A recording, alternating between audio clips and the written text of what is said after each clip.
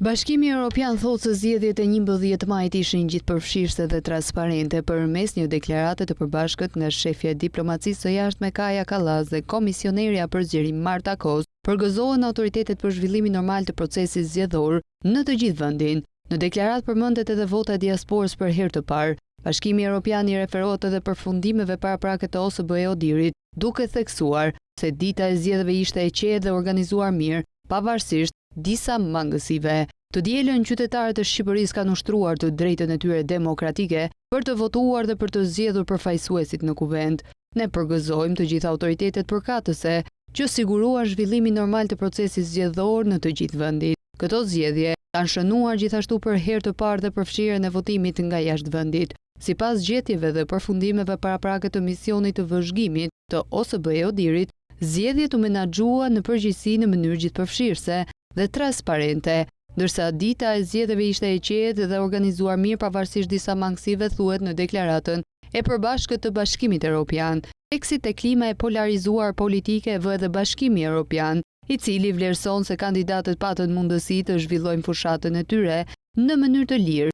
Megjithatë, disa raportuan për raste intimidimi. Unioni përshëndet edhe përpjekjet për të hetuar dhe ndjekur penalisht krimet zgjedhore, duke i konsideruar një zhvillim pozitiv për vendin tonë. Në deklaratë theksohet se zgjedhjet në përgjithësi ishin konkurruese dhe u zhvilluan në mënyrë profesionale. Kandidatët patën mundësi të zhvillojnë fushatat e tyre në mënyrë të lirë. Megjithatë, disa raportuan për raste intimidimi, megjithëse votimi u zhvillua në një ambient të thellë polarizimi politik, ku kandidatët nuk kishin kushte të barabarta gare. Përdorimi i gjerë i burimeve administrative dhe ndikimi institucional mund të ketë krijuar një avantazh për shumicën qeverisëse.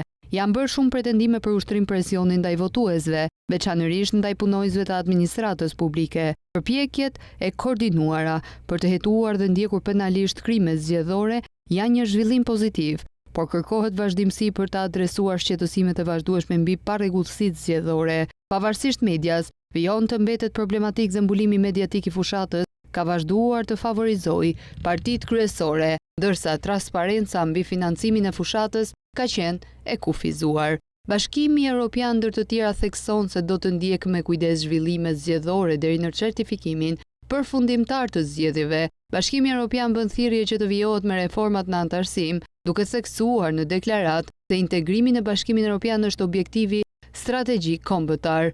Në deklaratë ndër të tjera theksohet Bashkimi Evropian do të ndjekë me kujdes të gjithë zhvillimet zgjedhore deri në certifikimin përfundimtar të rezultateve për zgjedhjet e 11 majit. Të gjithë forcat politike duhet të garantojnë funksionimin e vazhdueshëm të institucioneve në vend. Ne inkurajojmë Shqipërinë të vazhdojë me të gjithë reformat e nevojshme për antarësimin e saj të arshëm në Bashkimin Evropian, përfshirë miratimin e një reforme të mëtejshme zgjedhore që adreson të gjithë rekomandimet kryesore të ODIR, si dhe ato që mbeten të pasgjishme nga zgjedhjet e mëparshme.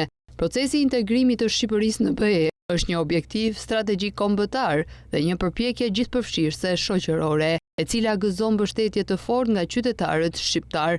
Në fund, Bashkimi Evropian mbyll deklaratën duke thënë se ritheksojnë thirrjen e tyre për dialog politik konstruktiv dhe gjithëpërfshirës, pasi të gjithë partitë politike në të gjithë segmentet e shoqërisë shqiptare, nga organizatat e shoqërisë civile te komunitetet lokale, ka një rol të rëndësishëm për të luajtur në avancimin e mëtejshëm të këtij procesi, ndërsa pas monitorimit të procesit zgjedhor të 11 maj 2025, misioni OSBE-ODIR-it vlerësoi se zgjedhjet në Shqipëri ishin konkurruese dhe në përgjithësi profesionale, pavarësisht mjedisit të polarizuar politik. Raporti veçon zhvillim të rëndësishëm, votimin për herë të parë të diasporës, ndërsa vuri në dukje rolin pozitiv të SPAK, i cili i kontriboi ndjeshëm në hetimin e rasteve të korrupsionit zgjedhor.